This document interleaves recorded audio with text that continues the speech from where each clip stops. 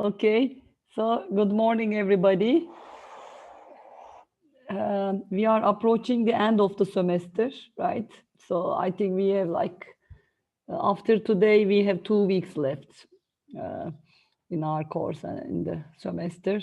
So last time we started with Fourier transform, and that's not something new to you actually, right? Because from the first few weeks of the class, you guys know you can decompose a signal in terms of some basis functions, right?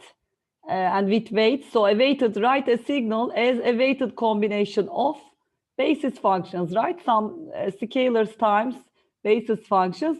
And for periodic signals, those were complex exponentials, but oscillating at multiples of a fundamental frequency. Remember, harmonics. That was the difference. You guys know the spectrum representation of a signal, which tells us the frequency content, shows us the frequency content of a signal. And last week we said, now we are doing this more generally. We are using the, again, complex exponentials, but this time those frequencies can have any, can be in any range, right? Doesn't have to be multiples of the fundamental frequency.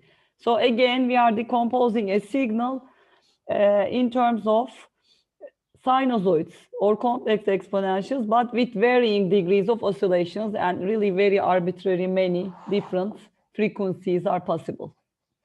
Okay, so let's start our mathematics.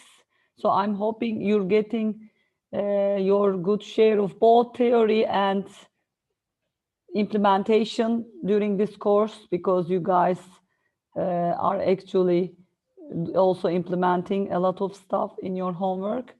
So I think, let's see. Last time, maybe I can try to open that. We also started with the definition, and we were, let me see, I'm trying to see, we had the Fourier tables at some point in the past, Fourier transform tables. Right.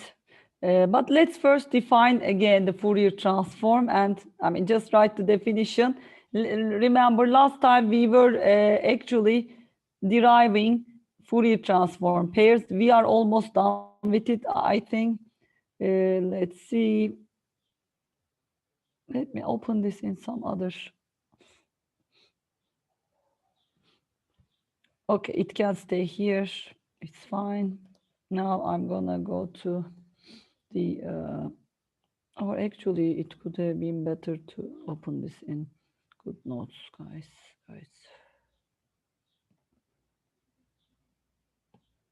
Okay, so let's just push that there. Okay, so now let's continue. We are actually, we said last time, right? So we defined Fourier transform of a signal. Remember, and we said this is really a basis, decomposing our signal on a Fourier basis, right? This is given, so given a time domain representation of a signal or data, I can calculate its, you see, frequency domain representation. So you see, I'm integrating out the time variable, right? This was the forward Fourier transform. Fourier transform, sometimes you can say forward, then inverse Fourier transform. Now given the Fourier transform, so this is the Fourier transform of x of t, of course. Now given the Fourier transform, how to go back, inverse Fourier transform, there was a normalization constant, but again, it's integrating out this time, remember, the frequency variable. But how? It's, you see, really, this is really integral because it's like an inner product of x of t with this Fourier basis, the conjugate of it. And here now this is really x of j omega this time. you are projecting actually, right? Remember, inner product, dot product is projecting one function onto another function. This is in the function space. You guys know this thing in vector space, right? I mean, what I'm trying to show here is, let's say you had a vector x, you try to project it onto another vector y. Remember, what do? You take an inner product or dot product, right? So that would give you, this is what all we're doing actually. This guy is x dot y, remember? Or you can sometimes show it in this way. So this is really the magnitude of projection of a given vector x, for instance, onto y direction, right? So that's the magnitude. And if you wanna project onto y, of course you can also add the vector here, because this is a scalar. Here this is a coefficient, so this is the magnitude part. Okay, so this is really you see projecting my function x of t onto the space of Fourier basis. Okay, and vice versa. When coming back, you use the conjugate of it. So okay.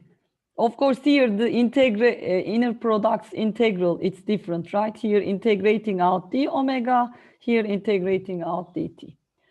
So last time we derived, or we actually really derived Fourier transform pairs. This was what I was trying to show here. This is basic Fourier transform. Okay, not this one. We want to look at basic Fourier transform pairs. For instance, this is, you see, a rectangular pulse-like function, right? T over 2 minus T over T. Exactly a rectangular pulse, actually. Then you see it goes to a sinc function. Okay? In the frequency domain. This was pi over t. You guys can check the actually exact, but it should be at multiples of pi over t. And vice versa. If I start with, for instance, a function like this, I would end up with a frequency signal like this. We did this. Why is this important? Look at this guy. This is a low pass filter, right?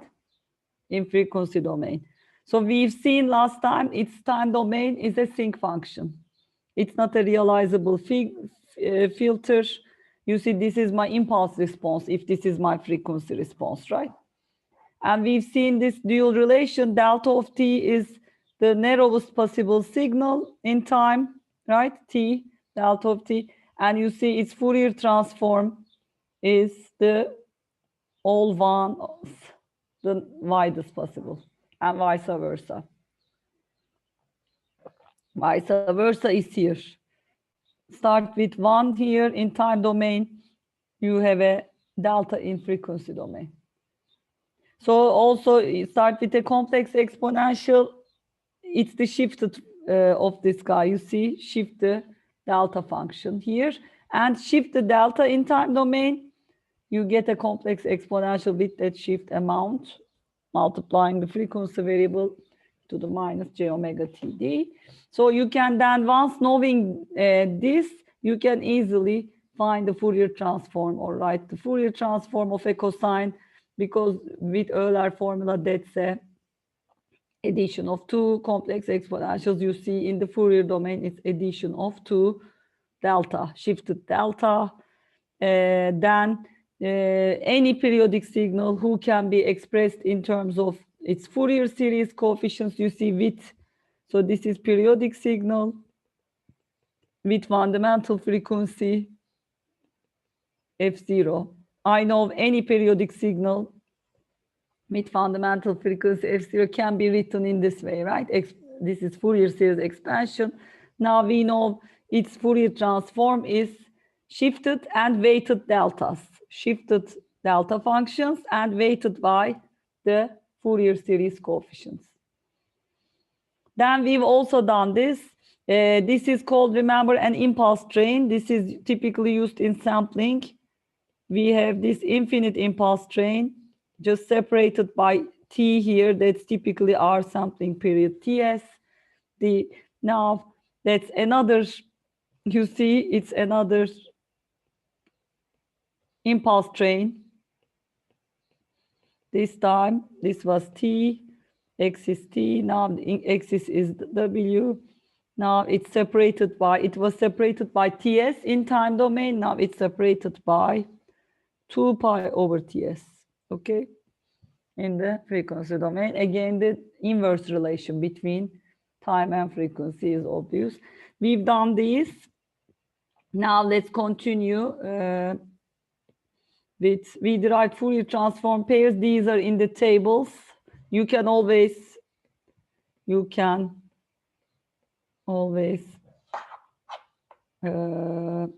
resort to, or I mean, look up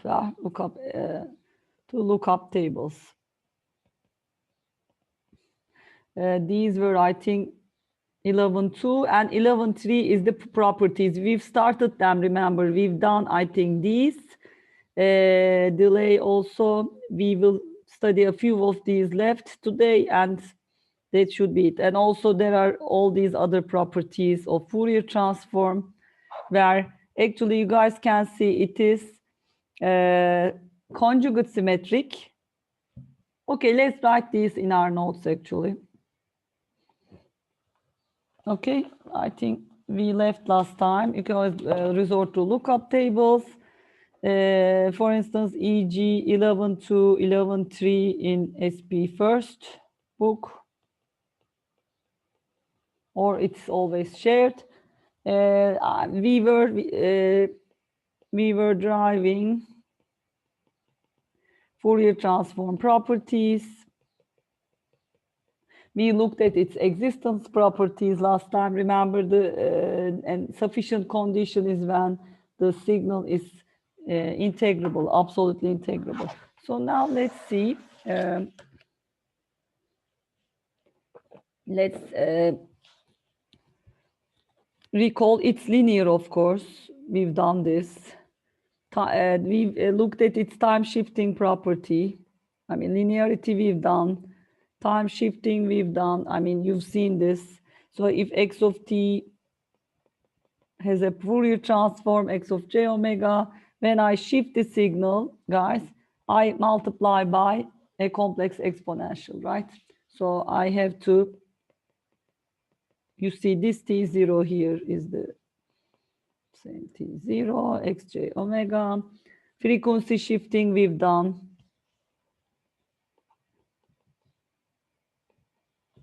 Frequency shifting, we said x of t, again x of j omega. Then this time, if I'm after this guy, it will, from duality, multiply by an exponential in the time domain. Omega 0 t, x of t. This is it. You see here, this time it's the shifting in frequency amount. We've done these last time. Time scaling we've done. So x of at this time has to go to 1 over a. Again, remember the dual relation always. It's a vice versa. I think we were here last time, huh? Time Philip we've done. Now let's look at convolution. I think we've done the others, so there was time Philip and area under the Fourier transform last time. So convolution property, this is important.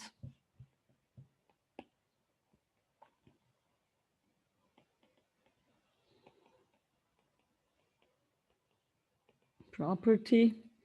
This is the basis of all these efficient FFT implementations. Again, let's say x of t has a Fourier transform x of j omega. Y of t has a Fourier transform, let's say y of j omega. So I have two signals or two data sets, or data at least, sequences. We will study the discrete time Fourier transform next week. Now, that is will be for discrete time sequences, okay?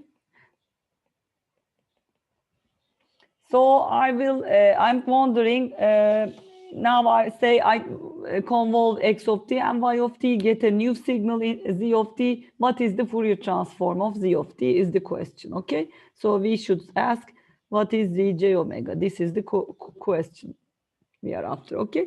So now we will say, we can just apply the definition, show. Okay, I know the definition of Fourier transform for z of t is this guy, right? Now, I also know definition of the convolution. So we insert definition of convolution. So let's insert this guy, minus infinity to infinity. So let's say x of tau, y of t minus tau d tau. This is the convolution of the two signals. This is clear, right? We didn't do this last time, did we? No, we left at this point, I think. No. So now, guys, we have to note the integrals. This is the t integral. This is the tau integral, okay? So, I mean, just to know, I mean, which one is which. Now we will, because switch them. Now let's write the tau integral, then bring x of tau out. Now t is the inner integral.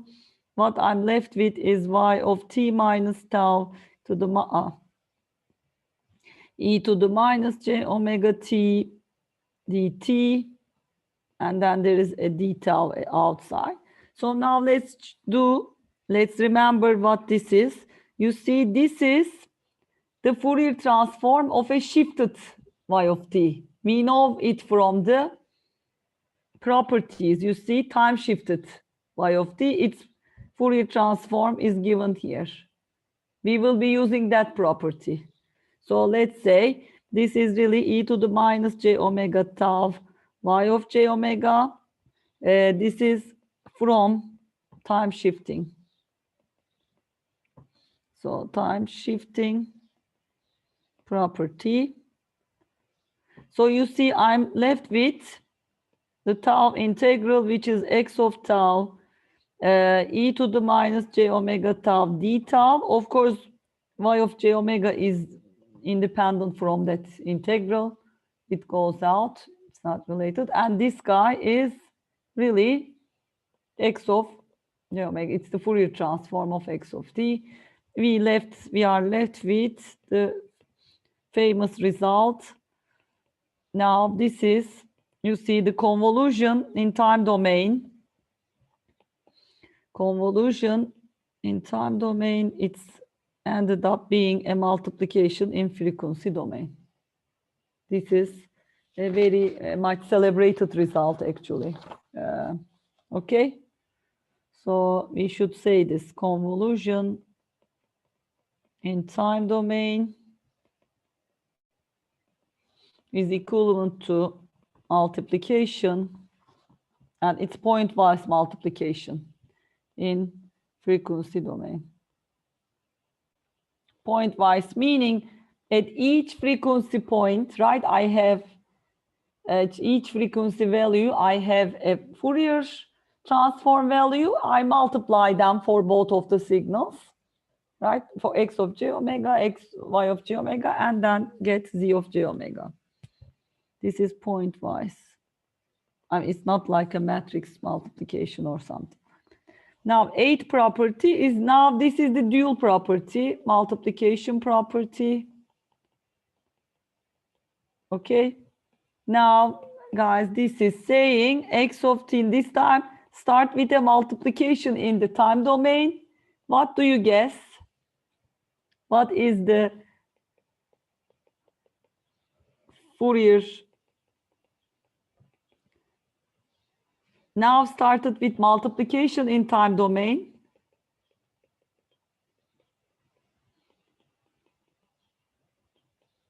What do you expect in Fourier domain? What is it in Fourier domain? Just look at it here. convolution, right? Yes, exactly. There is a 1 over 2 pi again, due to normalization. When you derive this as an exercise, I'm going to give you this to derive exercise. Please show this. So maybe let's write our exercise by black. Size. Please show this, okay? It's very similar to here.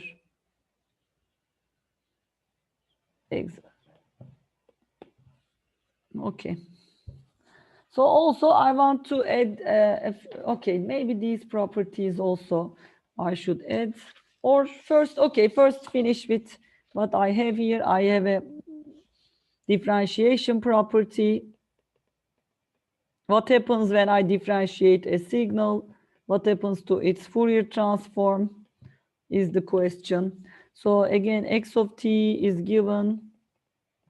Now my question is what happens when I do a differentiation on it?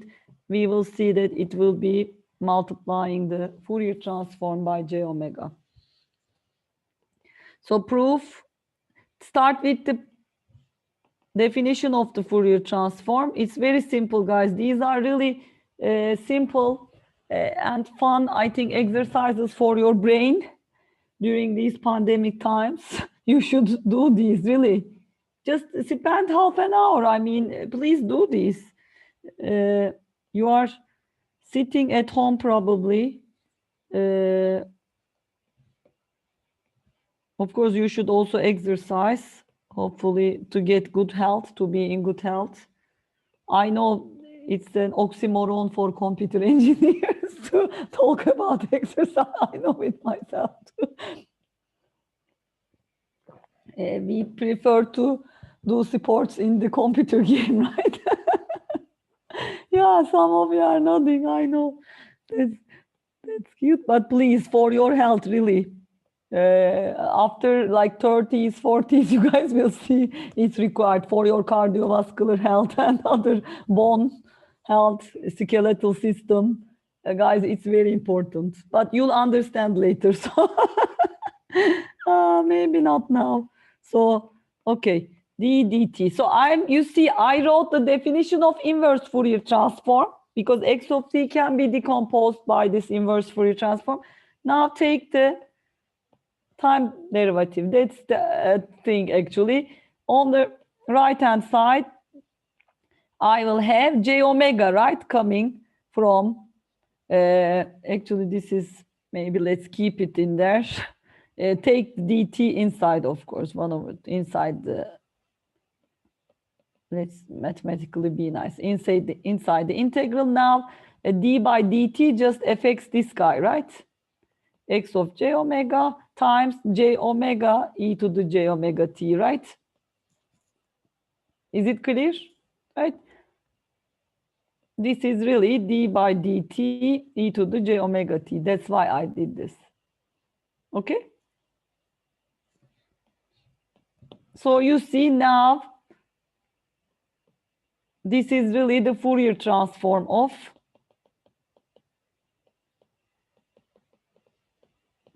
so exactly what we've seen before, and this can be generalized to multiple differentiations. dt and x of t. You can continue this. I mean, now at this point, take another derivative, for instance. If you do this, you see it will always multiply by j omega n. So it will be j omega to the power n.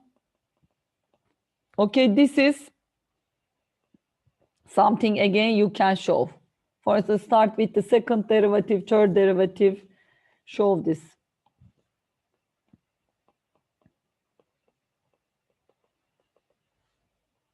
Generalizes to this guy, okay?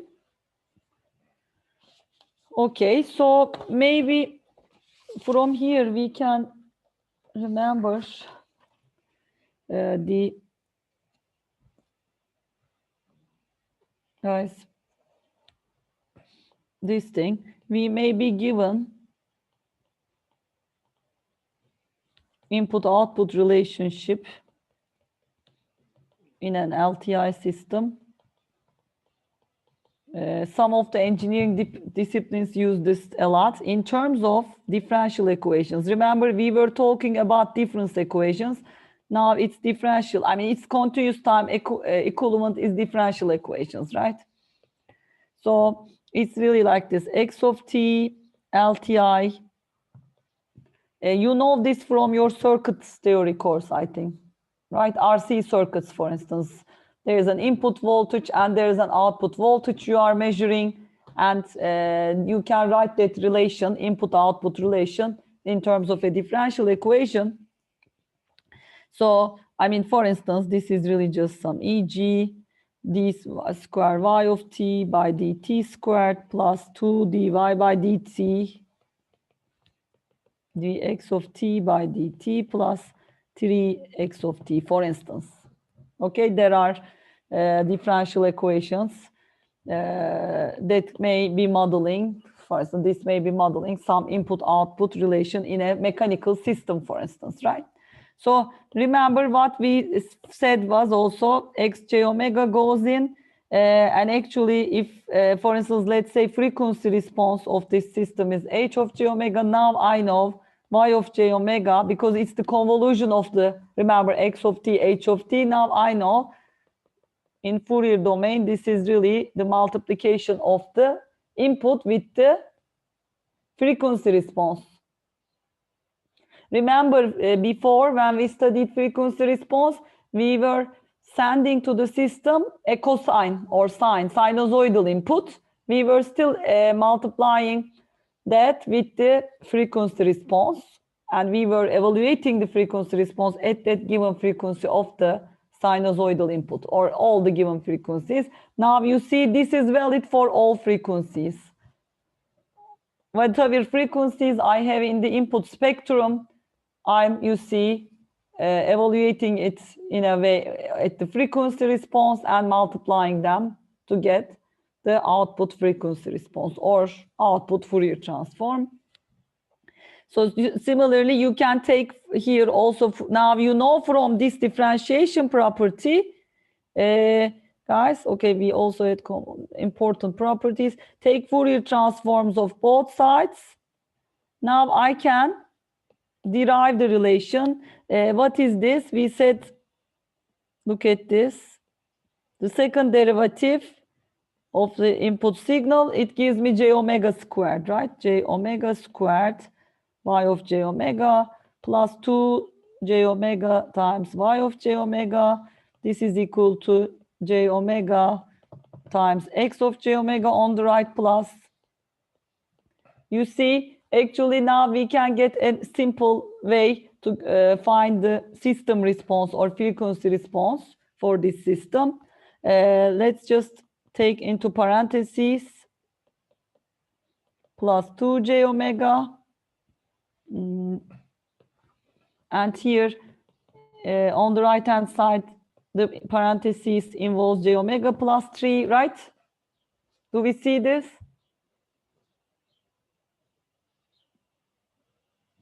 Guys, just check this out.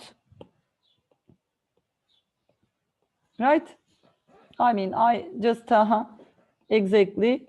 Now, from here, nice thing is because I know h of j omega, the frequency response or system response is y of j omega over x of j omega, right? Look at the relation at the top. So this will be then equal to j omega plus 3 over j omega squared plus 2j omega.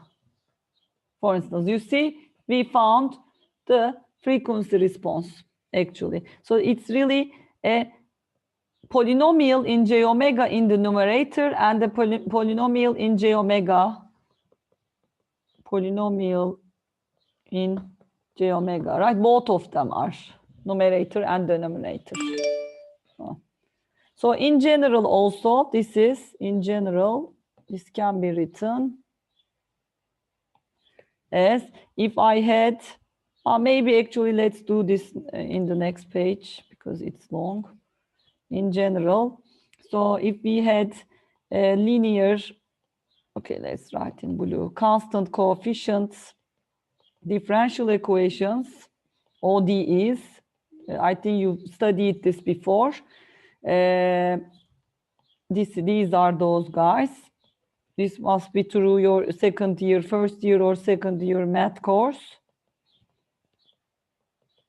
Sorry, y of t. I'm trying to write y of t, k0 to n. On the right hand side, I have the x terms.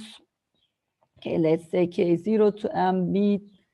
Okay, this is sub k, the coefficients, right? bk, d to the k, dt, k, x of t.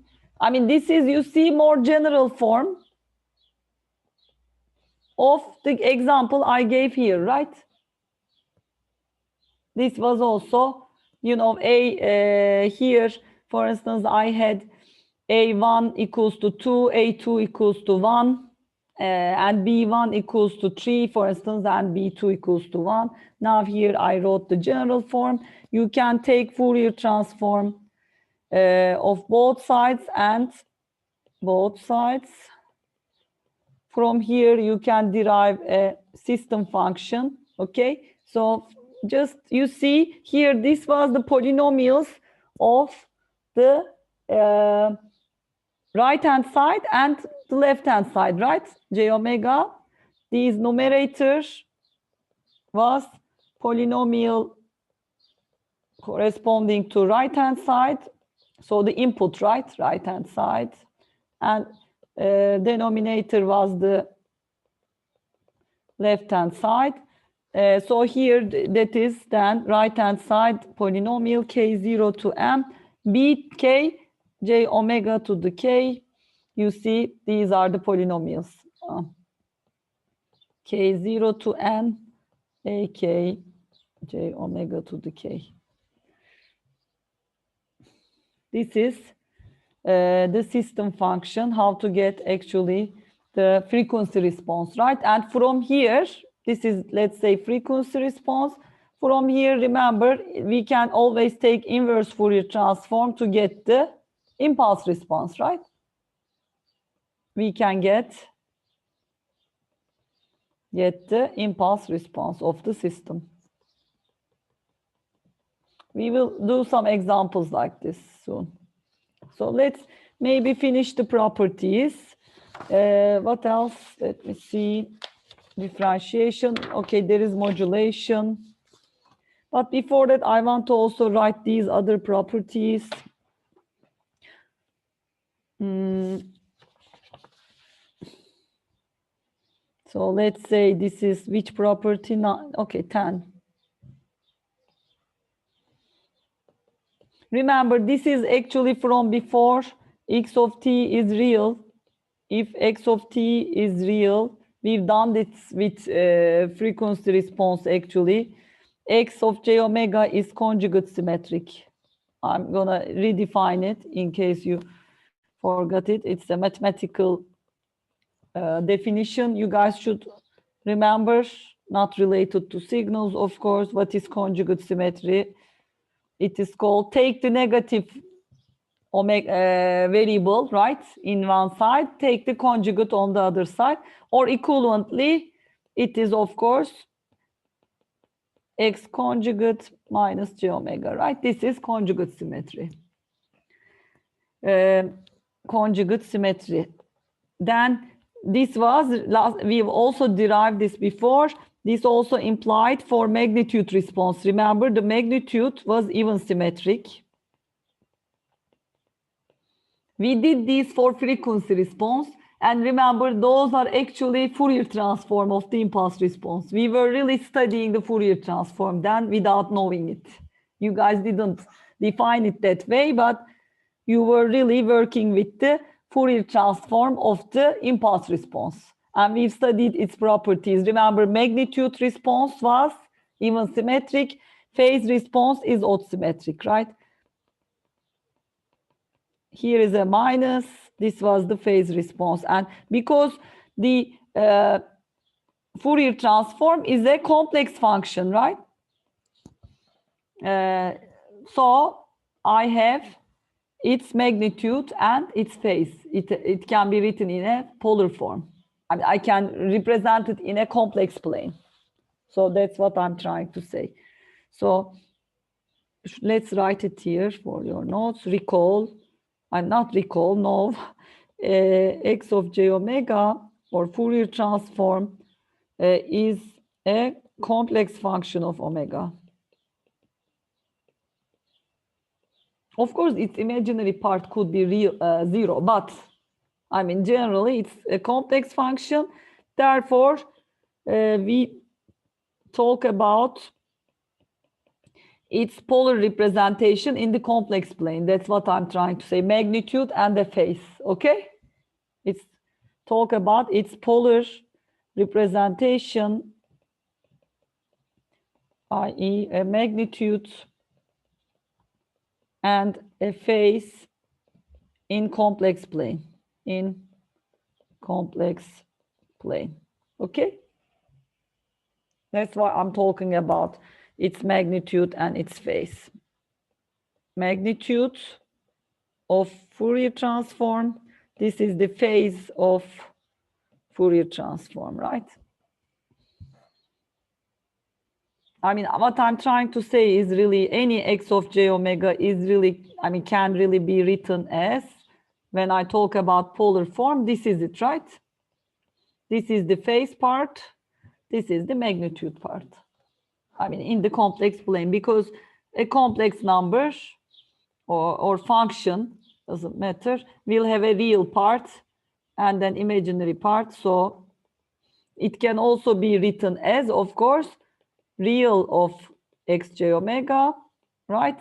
Here, it's this guy, plus j times imaginary of xj omega, of course. And that will be this part.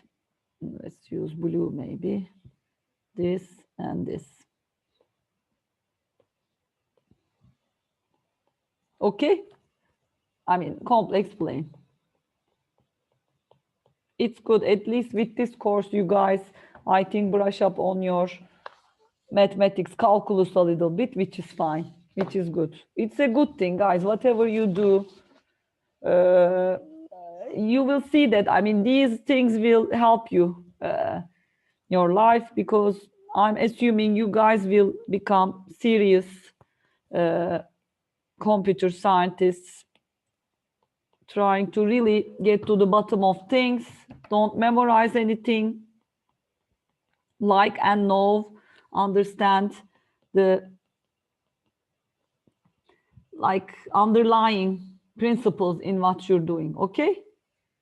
Always, please have a critical, analytical, inquisitive mind in what you're doing.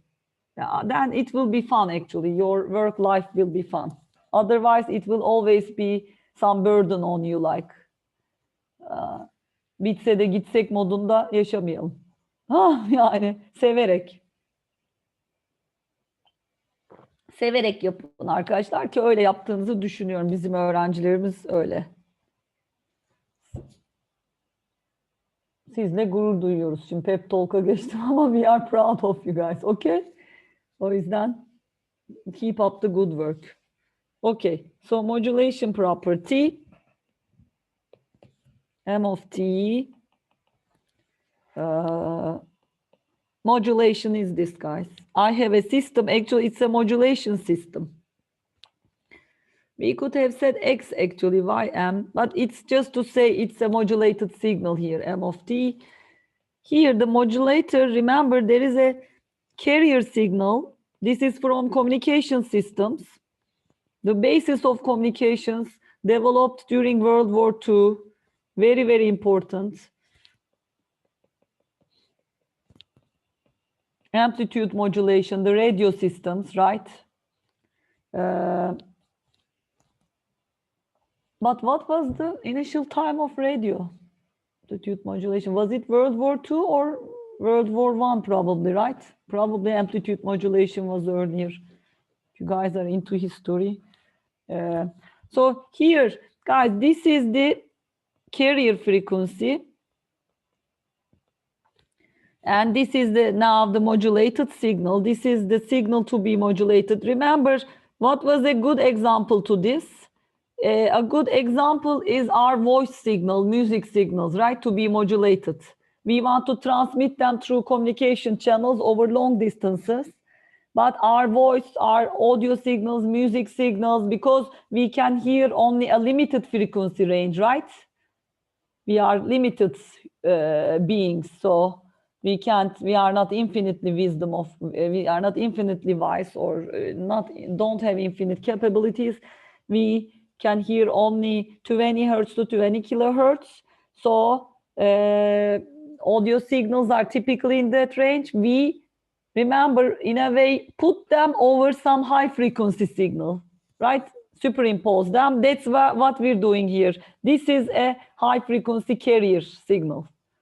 Remember, so we multiply them, we get a modulated signal y of t, and we can then send it over long distances. Why? Now with a high frequency, they have actually more energy, they also have lower wavelength, right? High frequency inversely proportional to small wavelength. So that when they travel as these electromagnetic waves, high frequency electromagnetic waves, on the receiver, there is an antenna which can capture, who is at least radius or diameter is a meaningful diameter, because these are high frequency and low wavelength signals. That's the idea. Just remember the main idea, guys. So now my goal, I'm asking you this: if my input signal, now you guys know Fourier transform, you can do this, has a Fourier transform like this. I'm asking you, what is the Fourier transform of, you've already done this, but I mean, it's very easy, of course. Now we will use these properties. What is the Fourier transform? So this is given input signal. I know the given mj omega, right? The Fourier transform of the input signal. What is the signal or the spectrum of the output here? This is like a system, right? Modulation system, by the way. Maybe let's just don't mess it up. So this is a system, modulation system. Most basic modulation system, you see, multiply by a high frequency carrier. So now, guys, it's very, I think, obvious for you why it's multiplication, right? Multiplication is multiplication in time domain. You just go and look at your Fourier transform properties. Multiplication property, multiplication in time domain is convolution in Fourier domain. So we will use that z of j omega, remember 1 over 2 pi, the convolution of the two. So y of j omega is 1 over 2 pi, convolution of mj omega with Fourier transform of cosine omega 0 t. Of course, we should write the Fourier transform of this guy. And that's also coming from a table we've derived before. Let me write this. Remember, this was, guys, pi. You can always look this up from a table, of course. But I recall this now. Right, this was the Fourier transform of the cosine, because it's an addition of two complex exponentials, remember? So it's nice, pi's will cancel here. We will end up with, let's continue on the next page. I think you see what's coming. Here we love this convolution. It's a convolution with a delta function, the easiest convolution to carry out. Convolution with a delta function, remember, just shifts the signal with that amount of shift in the delta. Wherever that delta is shifted, my signal will be shifted there. That's it. So then from here, y of j omega is really 1 over 2 m j omega minus omega 0, you see, plus m. You see my input signal spectrum is shifted to plus minus omega 0, the multiplying carrier signal. This is it actually. This is an important property. So what this means is, guys, if I had, for instance, just for illustration, typically we just put some form here. It could be any type of signal. I'm just putting a band limited spectrum here. It doesn't have to be this, but it's 0 otherwise, you see, and it has some frequency here. So I mean, this is just a band limited signal, meaning a band limited signal means after some frequencies it is 0, right? It's just non-zero in between some frequencies. So now you see modulation brings this, modulate this signal. Its spectrum becomes this guy.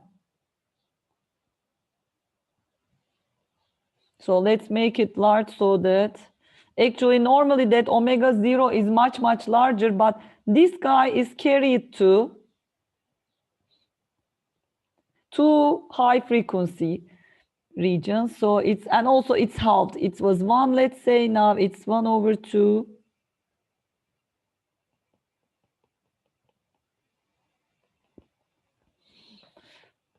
Omega 0, let's say minus omega 0, right? And it is, we have to also know this is omega 1, this is omega 1 plus omega 0, right? This is omega 0 minus omega 1, of course, right? So this will be 0 minus omega 1, this will be minus omega 0 minus omega 1, right? This is then where this went. So you see, this is my spectrum of the modulated signal. It pushed the spectrum to, so let's write this, pushes the input spectrum to plus minus omega 0. Okay, that's the idea. We will also see demodulation actually. So demodulation, let's do it later probably. This could be too early. So now we can start doing, I'm trying to see, we should be done with the properties, I think. Yes, we can do some examples now. Some example input-output Fourier transforms. If you want, we can do it after the break. It's already 50 minutes or more. Today's quiz, guys, will also involve, your assistants will give you some Fourier transform taking problems. So please be careful today because some of the material may still involve today, for today only, but you will use transform tables and things like that. And they can give you hints, don't worry. Important thing is that you think about this after you see the material. That's the idea of quizzes, by the way. So any questions until here? I think after modulation, yes, we're done. We've done almost all the properties. You see, here were the properties. We've looked at modulation property. Okay, it could be modulation by xe to the j omega 0 t, or with also cosine. We've seen the cosine version. If it's just the complex exponential, we know it's a shift, right? In frequency, only one to the one side, positive side. But with cosine, you have plus minus shift. We've seen differentiation, convolution, multiplication. Yeah, we've covered all of these, and also these properties when the signal is real, complex conjugate symmetry properties, and odd even symmetry properties of the magnitude response and phase response. This is good. I think you guys, let me see. It's actually, I'm trying to see, I was also trying to, we've also seen these basic transform pairs. Okay, so I think we can give a break and get back maybe around 36, or if you want 37. Okay, See you then, guys.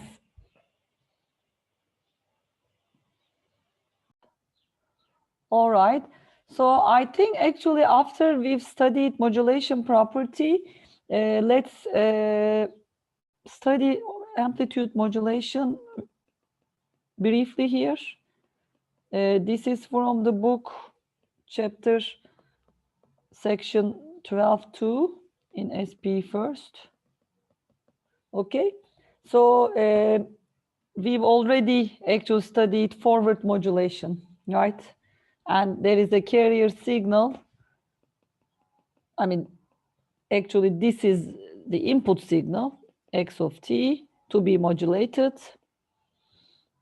And modulation system multiplies this input by actually a carrier signal, which is typically a sinusoidal. For instance, cosine omega 0 t with a carrier frequency W0, and this is our y of t, which is really x of t times p of t. This is cosine omega 0 t. We've seen what it does. Actually, I said m up there, but it is actually x of j omega, and we've seen it's really shifting the frequencies. So actually, we could, or let's first talk about, so my question is, okay, so let's do this actually. My question is, now given, let's say y of t, or this guy arrived at the receiver. Okay, so this is transmitted typically, right? Transmitted for modulation purposes. Now this y of t is arrived at the receiver. How to recover? Question is how to demodulate, right? How to demodulate y of t to recover x of t back. This is the question. We need a demodulation system. This was a modulation system. This is amplitude modulation system, actually. This is an amplitude, most basic idea. Now let's look at the guys demodulation system. Demodulation, how to obtain demodulation. So the question was again, y of t comes, modulated signal. We need a system here, a demodulator, right? And we want to recover what this should be so that we recover x of t, right? That's the question. We want to get x of t back, demodulator. Actually, the demodulator system is this one. Demodulator system, say, is given by here, and you will see why. Okay, so maybe let's do it inside. We remultiply by the same carrier signal, guys. So same carrier, it's important here. And we pass this resulting signal through a low pass filter. Now you guys will see it's really easy to follow this in the Fourier domain. You will see why this is happening, okay? And we will get, so let's see if this guy is equal to this or not. What are the conditions, okay? This is low pass filter. Let's say this has some H low pass filter of j omega frequency response. So this is the demodulator system, okay?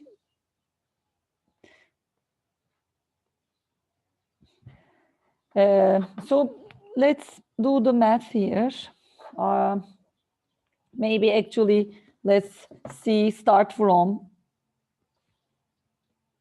the modulation or modulated signal.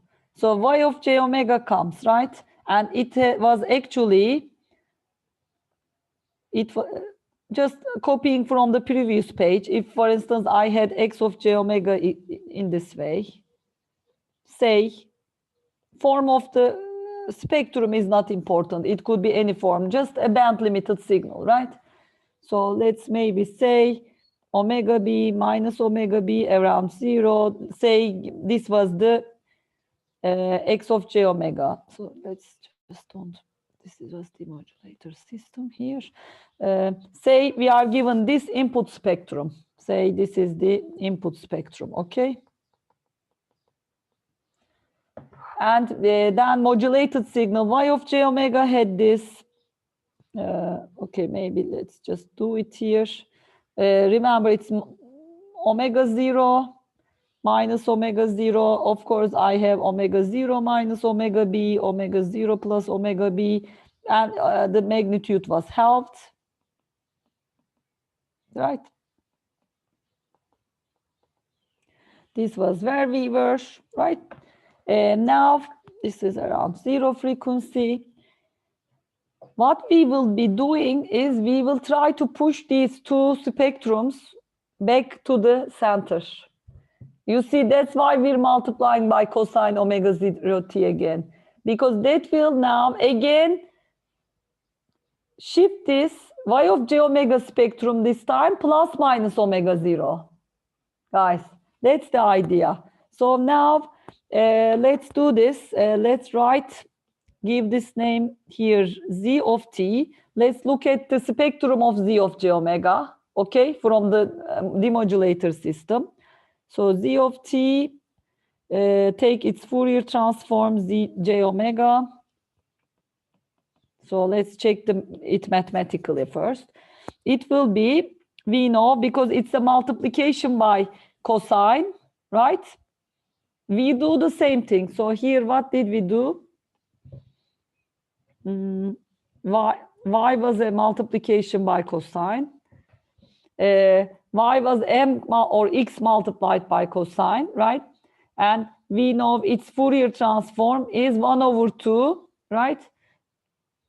Two shifted versions of the input. So now z will be 1 over 2 y of j omega minus omega 0 plus y of j omega plus y of omega 0. So 1 over 2 y of j omega minus omega 0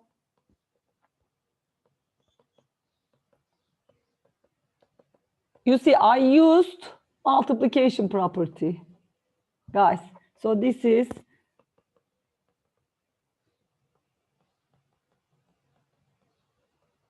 multiplication property.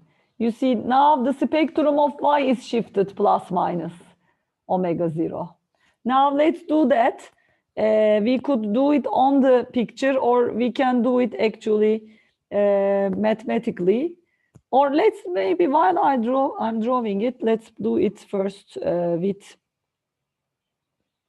the graph. Okay, so not this way. So guys, now bring it to the center, right? I mean, it has to push to the right and to the left. Okay, with this drawing, of course, I won't see plus minus 2 omega 0. It may be a problem. So let's derive it first mathematically, then show the graphs on the next page. Okay, so let's do that. So now I insert y of j omega, which is, so let's just do this.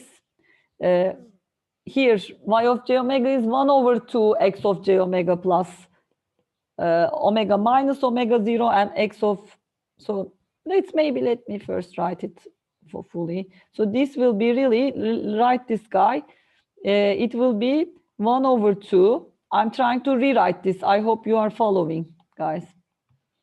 I'm trying to use this equation on the top of the page. It's 1 over 2 x of j omega minus omega 0. Now I shifted by minus omega 0 and plus omega 0, okay?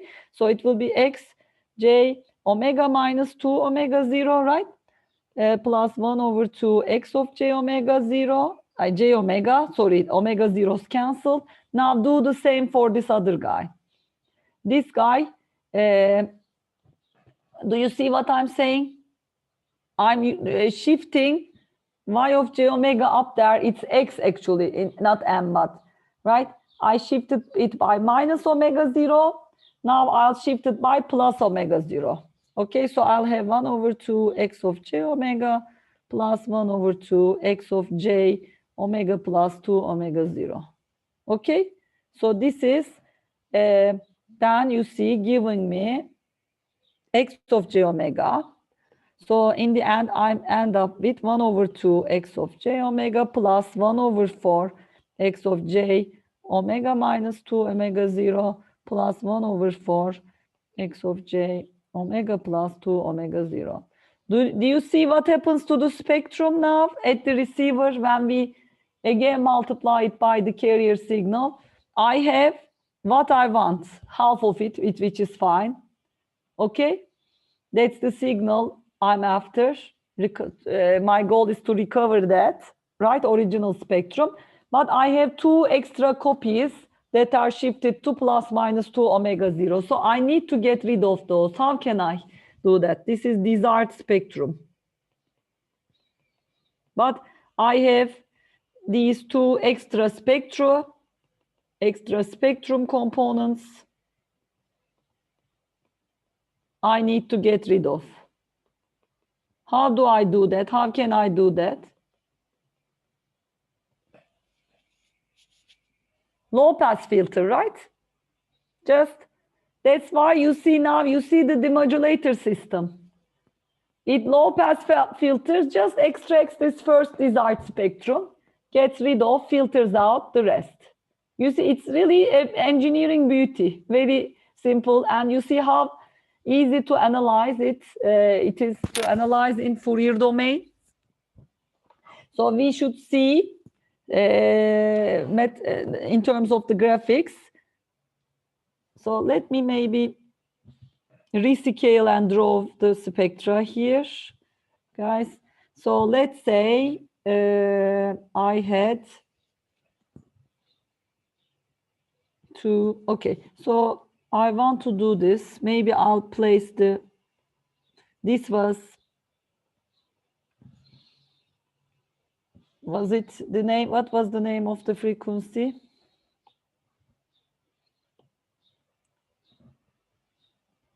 Omega 0, okay, I was checking this. So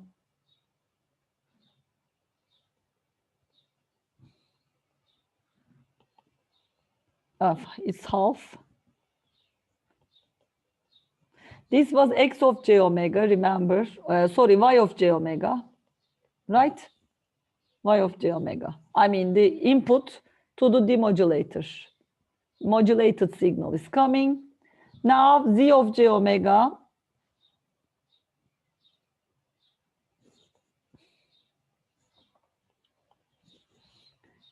it is here at the bottom 1 over 2 x of j omega and 1 over 4.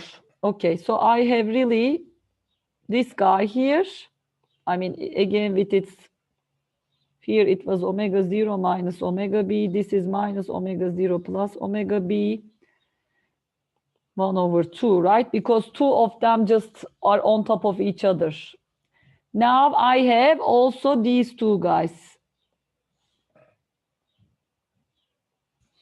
2 omega 0 minus 2 omega 0. Of course, this is 2 omega 0 minus omega b.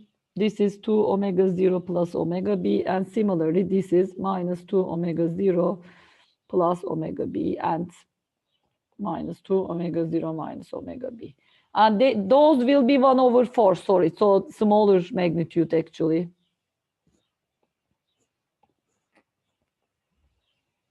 One over 4.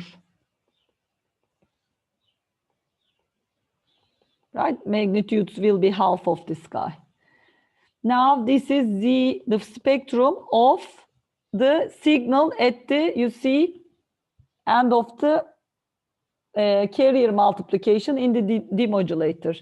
So also recall X was this guy. X spectrum was really this guy. This was X of j omega, okay? 0, 0 minus, sorry, omega b. It's a band limited spectrum, okay? So now, guys, this was 1 here. I hope you are following. Now we want to know at the output this X hat, right? It has to go through a low pass filter. So let's plot that low pass filter here in a demodulator system. Ideal low pass, but of course there will be practical versions of it. So this is H low pass filter. It has to be somewhere between, right? It has to have a cutoff somewhere between these two, right? Because it wants to eliminate these two guys. You see, that's the idea. So you see, this is also practicing filtering for us. It has to have two amplitude because this is 1/2. I want to get back amplification. And I have a cutoff. I need to have a cutoff frequency here,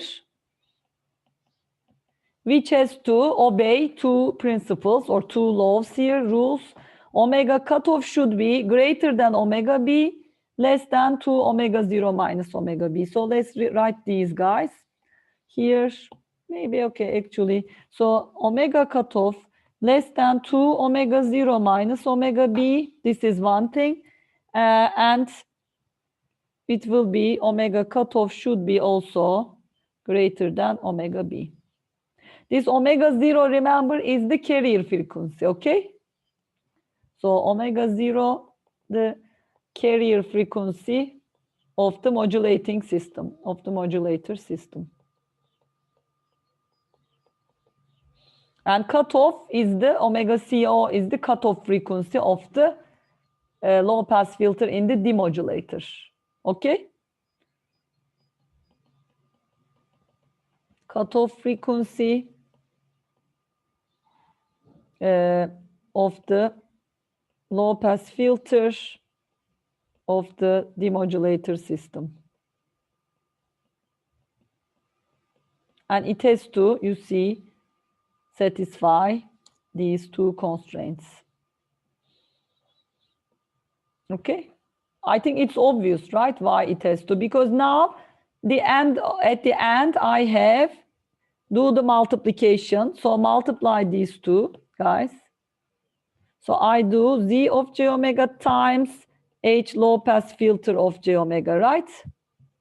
So multiply the two spectrums, let's say.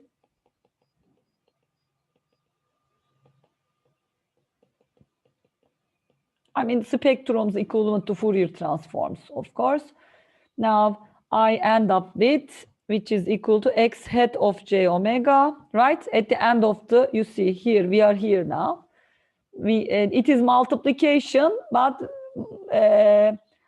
I mean, it's filtering here, of course. Multiplication was convolution for Z of t in the Fourier domain. Now it's, of course, Z of j omega multiplying the H low pass filter. So maybe let's write it here. Z of j omega multiplying H low pass filter of j omega. X hat of j omega is really Z of j omega times H of low pass filter. Right? Clear? So this is what we're doing now. Exactly.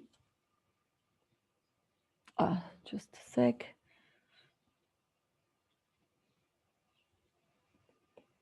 When you look at now X hat of j omega, we are left with really what we want, which is the original, and it's all zero, right? All zeros here, all zero. It is all cleaned here, I mean. So maybe let's do it in this way. Of course, everything else is zeroed out here. So this is really, we should say, equal to X of j omega, which is what we want, right? So from here, you can see that X of t, i.e. the modulated and transmitted signal,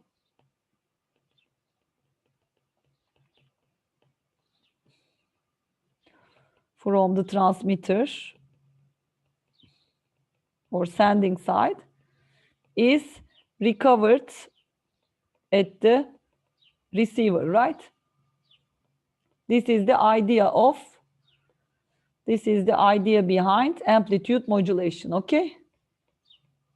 You see how easy it is to study in Fourier domain behind amplitude modulation. And we could also write this low pass filter. Or first of all, is the idea clear? Very simple idea, right? But still, I mean, you have to think about it. Okay? So here our H low pass filter, J omega was, we can define it mathematically as 2, magnitude 2 for when omega, I will rewrite those constraints here, is less than omega b, and it was greater than omega b, less than 2 omega 0 minus omega b, and it should be 0 otherwise. Right? This is the mathematical definition of the low pass filter here, this guy. Already, I mean, it's given there, and I think everybody understood this, but in this case, with correct frequency adjustments or selections of these filters, we have at the end the signal desired, right, recovered at the output of the demodulator. So there are many actually extensions to, of course, this amplitude modulation, demodulation. Now we would want to use multiple signals to be transmitted over the same channel. So we would have to use different modulating frequencies and things like that. But for now, I think this idea is enough. Let's solve some Fourier. Any questions from modulation, demodulation? Think of these as some properties of the Fourier transform. You know how to modulate now.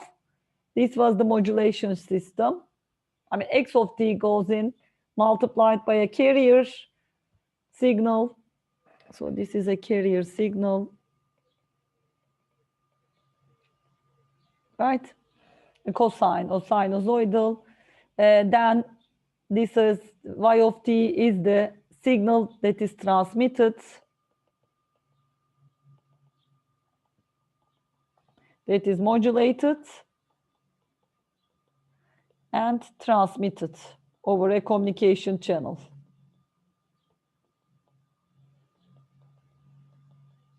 Okay? This was it.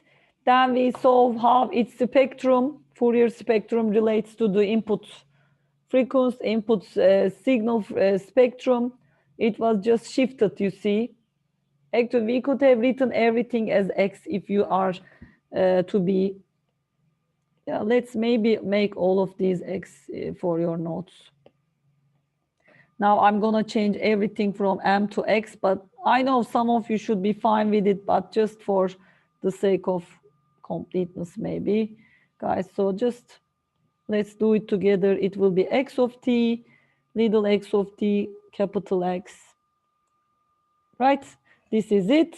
Now, I mean, it's the same thing. Let's correct it also here, just for the completeness of our notes. This is really x, right? Yes, I think that's good. Now you guys can see what I'm talking about maybe more easily. Okay, so I know it's a lot of material actually, but when you really do the math, it's not difficult. Or just look at this, always look at the spectrum plots, graphs, okay? Then it's very easy to see where the frequencies are, what is being filtered out, what is left, and things like that, okay? So we are really want to eliminate these, and that's what we did, these components. Spectra. Okay, that's what we did. You see what I'm saying, right? These were eliminated here. These two components at plus minus 2 omega 0 were eliminated.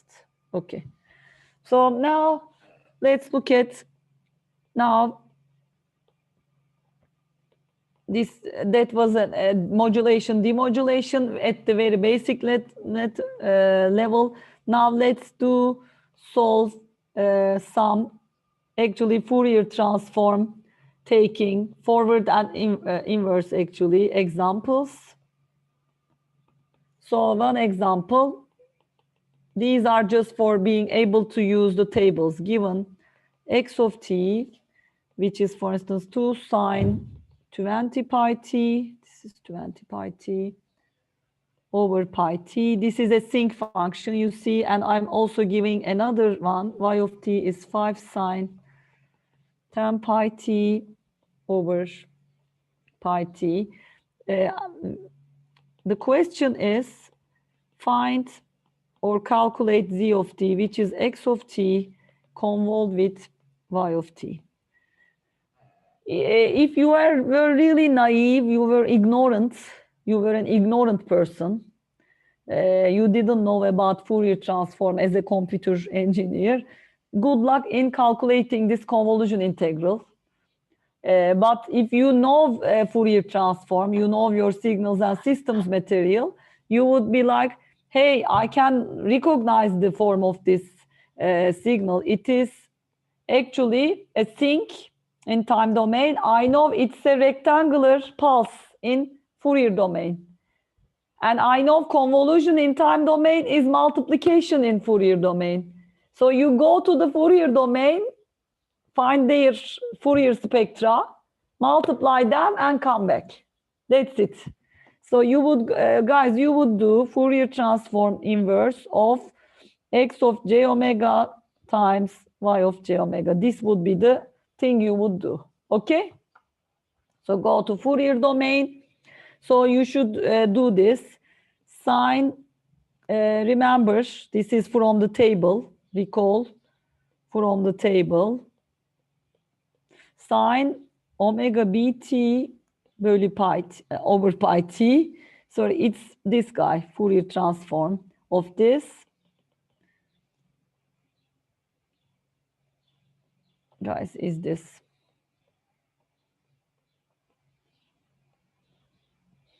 It's really omega b minus omega b, omega. Okay, this is, remember, an ideal, actually low pass filter form. Okay, this is 0. This was the Fourier transform of the sinc signal. Now we will do exactly for this guy. So let's do it here. So I will start here. 2 sine 20 pi t over pi t. And let's write now its Fourier transform. Just look at the form. I know its Fourier transform is this guy then. 20 pi, right? Plus minus 20 pi. So let me, okay. So maybe let me make it a little bit wider.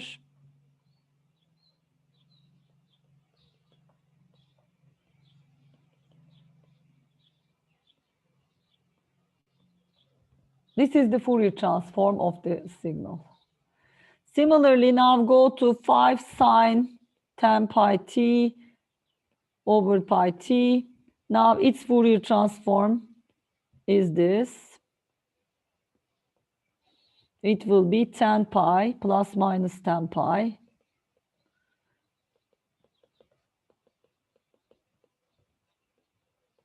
Right? I mean, just from the table, I'm reading off actually the corresponding parameters actually, according to the given input. That's it. 5. Now, z of t is really, remember z of t when you, this is where, I mean, what we are after, and we said it's Fourier transform inverse of z of j omega. We are after this. So this was, guys, x of j omega. This is my y of j omega. Now here I know how to find z of j omega directly from the graph, right?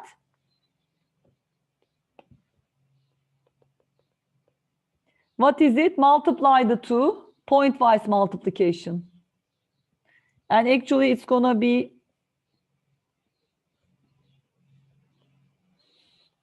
10 pi minus 10 pi. Here it's 10, right? So because z of j omega is equal to x of j omega dot, phi of j omega. So this is what we did on the right hand side actually. Now from here, guys, just bring from the Fourier transform table, z of t will be 10 sine 10 pi t over pi t. That's it actually. You see, it was very easy to do this convolution. Again, for instance, let's do a few more examples like this. This is clear, right? Using Fourier transform. So we are looking at some examples to actually do convolutions, to go back and forth between two domains. For instance, I'm asking you this signal's inverse Fourier transform, or what is this signal in time domain? You see, I mean, these signals are, of course, some things that can be related to the graph easily. So what is x of t? So from table, again, from the table, you guys should check. So let's look at the table. Properties, pairs. We should look at the pairs. I think it was here. Let me see. Sine. Yes, this is it, right? These two. We have been using this relation actually, guys. Sine omega bt. This was omega b minus omega b, right? This is what we've been using. Now let's use it again. From table 11.2, we know that sine again omega. I can also talk about this. I mean, omega b is t over 2 in this case. I mean, I think it was omega b there, but we can also know this. Omega b is now replaced by t over 2. It's the same thing, right? I mean, it's just a parameter. So omega, this is the other way around, by the way, guys. So this is t. So let's go back. We are actually here now in this example, right? Starting with a sink in frequency domain, we want to go to a rectangular pulse in the Fourier domain. So I'm using this Fourier transform pair now. This is exactly what I'm drawing here. We are using this pair, and we should then use the scaling property, okay? Because I have 3 omega sine 3 omega over 2, I think there. What would it be? I would have to scale this guy, right?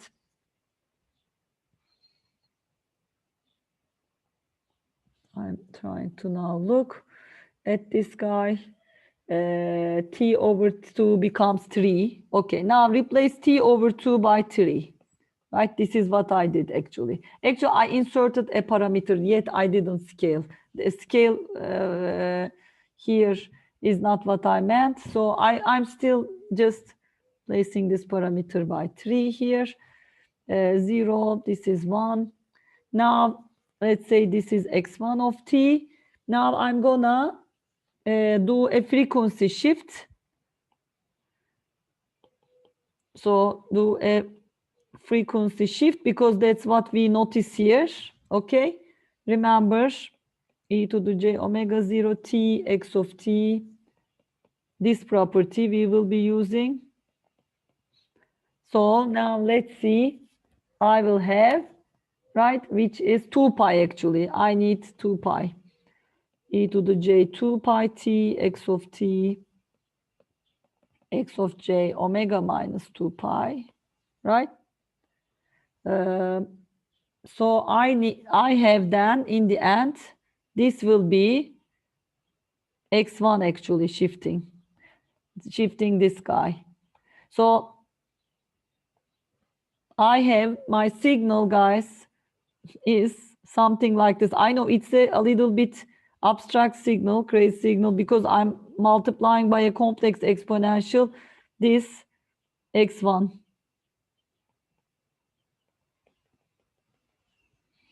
Three minus 3, 1, t. And I know now its Fourier transform is, I need also a 2 there, right? A 2. Omega over 2 goes there, okay, upwards. So it's really sine 3 omega minus 2 pi over omega minus 2 pi. So I also managed to get the frequency shifting too. This is the then signal, which is x of t we were after. Okay?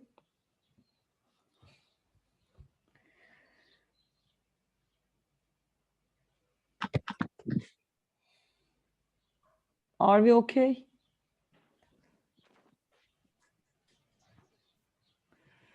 Okay, another question. Okay. I hear my echo. Okay, I think some of you open the mic, guys.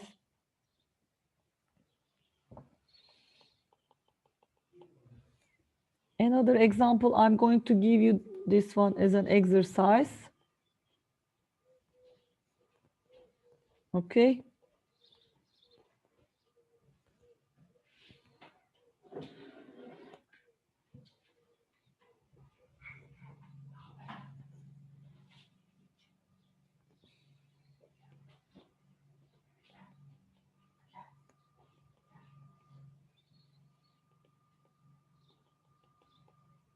So for instance, I'm giving you x of t like this, and I'm asking you what is its x of j omega? How would you go about this?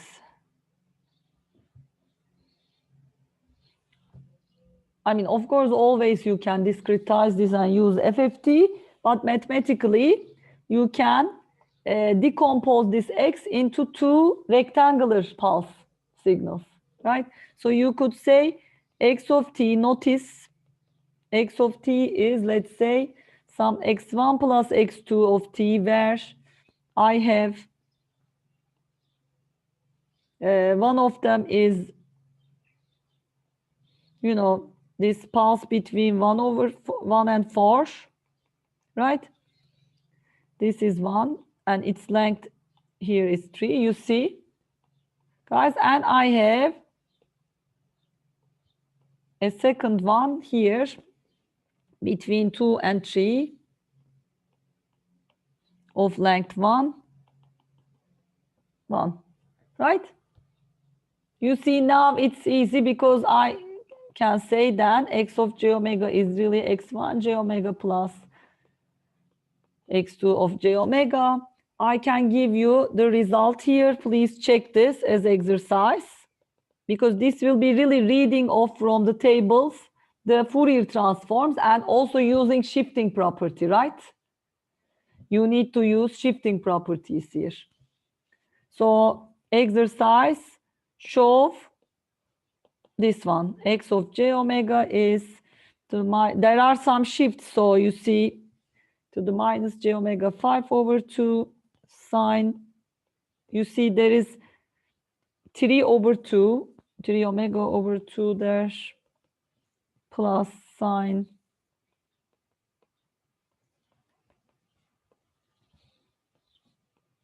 You can show this actually, use tables, show to get this. I assume you can do this actually.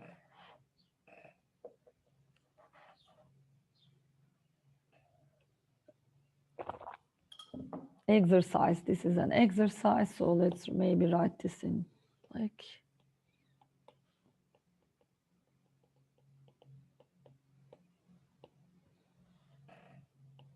show this, let's say, or derive this. I actually derive this to get, there's no derivation actually, calculate, right? Okay, resulting Fourier transform. Okay. You think you can do this? just use Fourier transform tables. You will also check yourself actually whether you understood or not. Okay? A few lines. So now one more thing is to work with these polynomials of j omega to go back and forth. Guys, this is another type of classical Fourier transform calculation examples. For instance, if I have a signal like this, 2e to the minus 2t u of t, t u of t, what is h of j omega is the question. We can go, we use superposition, of course, and we can go to the Fourier transform pairs. You see the first one, right? So there will be polynomials in j omega, and I'm after those guys. So here, h of j omega for the first one, I have 2. Actually, it will be really 2 plus j omega. It was e to the minus at, where you see the Fourier transform, at u of t, 1 goes to 1 over a plus j omega, right? So now, exactly 1 over 2 plus j omega minus 1 over 1 plus j omega. You see, this is the Fourier transform. So if we were given actually, just add these up. If we were given instead this guy, h of j omega, which was equal to j omega, 2 plus j omega. Probably you guys remember these from your earlier calculus. Partial fraction expansion. Do you guys recall? Yeah, if we were given instead this, how to go to this, right? If we see these polynomials, because then we may want to really decompose them into these components, and we would then do a Fourier inverse, Fourier transform inverse easily, if it is in this form actually. So if we were given in this form, we should go back to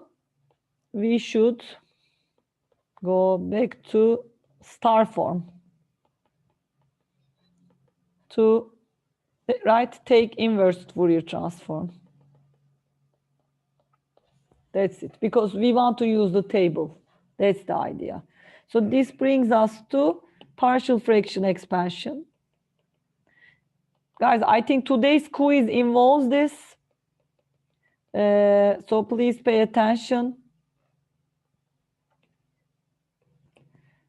PFE.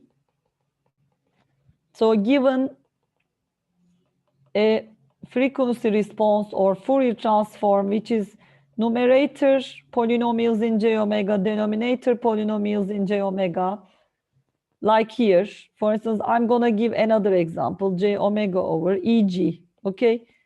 J omega square plus 3j omega plus 2. This is an example. We want to find the roots of this guy, s square plus 3s plus 2. Find the roots. I think this is, I always say high school material, but I don't know if it's calculus year or high school year. High school, I guess. Okay, so S1, 2, they are -1 and -2. I have two roots to this polynomial, right? So now we use that j omega over j omega plus 2, j omega plus 1. And we say I can really decompose this into two parts plus, right, b, j omega plus 1. Now I want to find a, b, right? The problem is find a and b. First, I can insert j omega equals -2 or one of the roots, right? Multiply each side of this equation by that. So we can do that. Let's do, for instance, the first one, multiply both sides by j omega plus 2. So this is really a plus b times j omega plus 2 over j omega plus 1. Now we will evaluate this equation at, So evaluate this at j omega equals -2, right? That's it actually. Now you see, in that case, this guy goes to 0. I'm left with A on the right-hand side. And actually, this guy already, I forgot something on the left-hand side. I already have j omega plus 2 here too. So on the left-hand side, I'm left with -2 over -1, which is equal to A, right? Yes, exactly. From here, A is equal to 2, for instance. And you can do the same. For instance, okay, let's maybe show it on the next page. Do the same for B. I this time multiply by j omega plus 1 on both sides. Maybe let's do j omega, and I'm left with this. Okay, let's still do it. A cancels actually, but all right, let's over j omega plus 2 plus B. This time we are left with B, of course. So insert j omega is -1, right? This cancels. -1 over 1. B is -1, right? Okay, correct. B is -1. Now you see my h of j omega is A over j omega plus 2, 2 over j omega plus 2 minus 1 over j omega plus 1. You see, we simplified or decomposed the Fourier transform. From here, h of t is really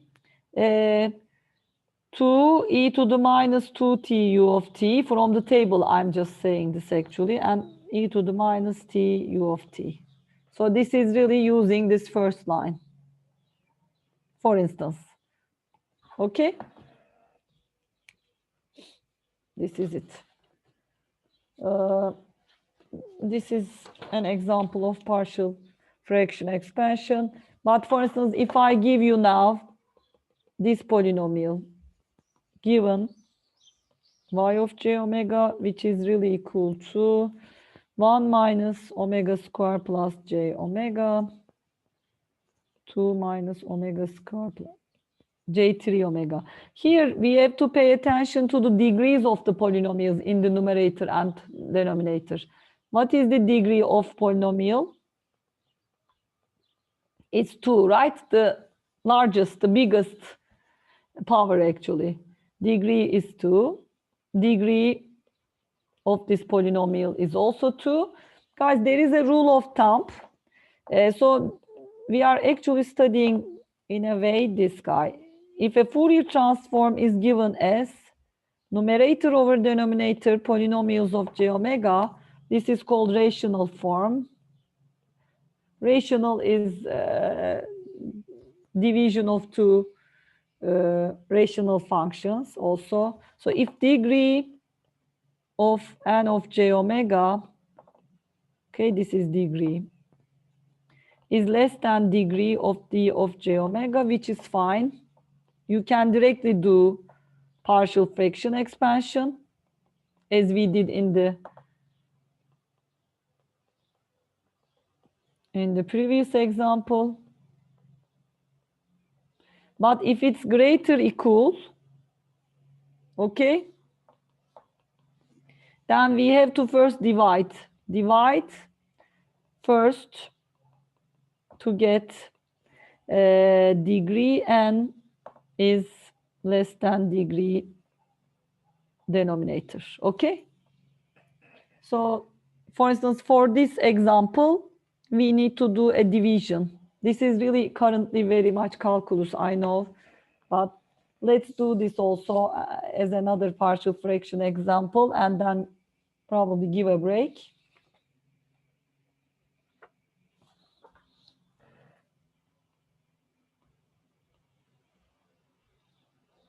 Okay. So we would be doing this division. I'm taking, okay, minus omega square plus j omega plus 1 divide this guy by the denominator minus omega r plus 2. Sorry. Was it this one? Okay, minus, yes, plus. You do the division, if you guys recall this. Okay, you say 1 omega plus 2. You just get minus 2 j omega minus 1. And then from here, guys, you can say my y of j omega is really 1 plus minus j 2j omega, let's say. Okay, 2 omega minus 1 over, right, whatever was in the denominator. That's it. And this is, by the way, j omega squared. Let's also keep this as j omega squared. Guys, is this clear? This is a little bit calculus, but yeah, now you see I have a constant plus a numerator degree 1, denominator degree 2. I can use partial fraction expansion. Here, it's really s squared plus 3s plus 2. So s plus 1, s plus 2, right? So I will really, let's do this maybe. I have, for this part, do partial fraction expansion. So minus j2 omega minus 1 over, this is really j omega plus 2 j omega plus 1, right? And just do a over, for instance, j omega plus 2 plus b over j omega plus 1, right? And do the math. I assume you guys can find a from here. A is equal to minus 3. B is equal to 1. So my y of j omega is really 1 minus 3 over j omega plus 2 plus 1 over j omega plus 1. Okay? And now it's easy to go to, so inverse Fourier transform. 1 from the table. Remember also, it's a constant. So sorry, we are in the Fourier domain. Sorry, we are here, guys. We start from here. 1, now we go back to delta t, right? Yes. Delta t minus 3 e to the minus 2t u of t, exactly, and plus e to the minus t u of t, for instance. I mean.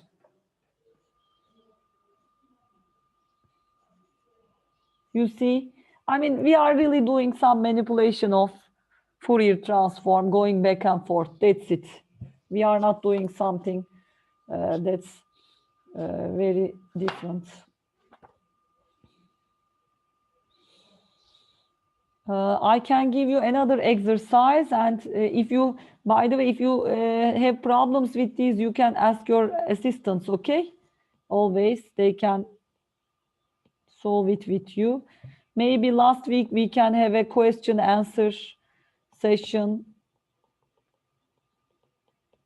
Exercise h of j omega is, so you can, I mean, the point is you can really take these Fourier transform integrals. You don't need to take those, but you can go back and forth between such crazy looking signals, you know, very difficult integrals. If you were to go into directly the inverse Fourier transform, but instead you use your properties and tables of pairs, and you can find h of t. Okay.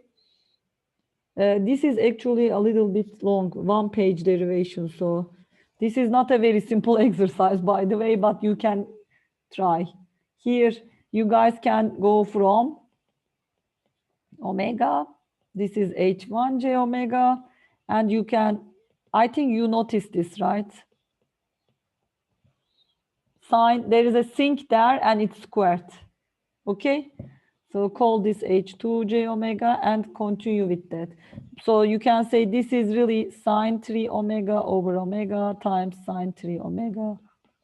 You see multiplication in frequency domain will be convolution in time domain. Those are two rectangular pulses in time domain, two rectangles, okay? These are in time, things like this, and they will be convolved. This is it.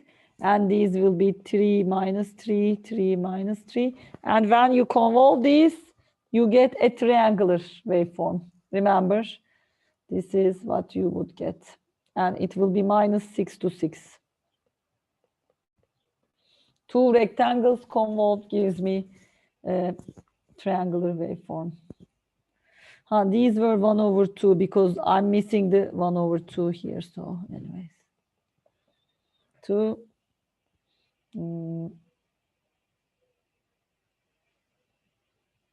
Okay.